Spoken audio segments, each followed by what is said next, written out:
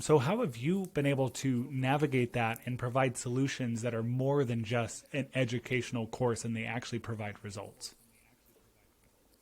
Yeah, so I think I'm going to break this down a couple different ways. Like the first I want to talk about is related to like the red tape and bureaucracy, because these two things go hand in hand. But there is red tape and bureaucracy no matter where you go. It might be a little bit different. Some of it's the same. But what I found is the only way that you can like know how to navigate something is if you understand where it exists. Like what is the red tape? What is the bureaucracy? So I like to, spend some time doing some intellectual heavy lifting, thinking about the political system that you're operating in. So you have to know it or you can't navigate it, right? You'll just constantly be hitting roadblocks. The other thing as it relates to red tape and bureaucracy is it exists everywhere, but there are four areas where I feel like it exists in particular, and that would be in sourcing and procurement, HR, IT or security, right? Anything to do there, and then legal. So the other thing that I've learned, sometimes through hard knocks is the best way to learn is like find people in those four areas and make them your friend, right? Minimally make them your acquaintance, like use them to learn about their spaces. Because a lot of times, like, again, if you understand it, you can navigate it.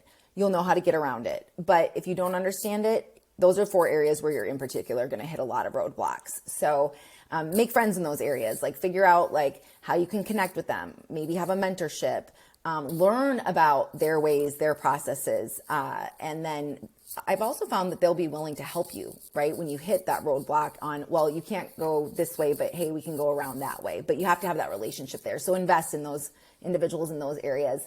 And then I would say general influence when it comes to like providing a solution that's not just L&D focused. I will tell you, no matter where I've been, there is the desire to typically look at training like a compliance-based course, even if it's, or offering, right? Even if it's not compliance, even if it's not like something like, that you need to take like customer private information that you absolutely have to take that every single year. There's a tendency to create all learning like, well, we did training, or to throw training at everything.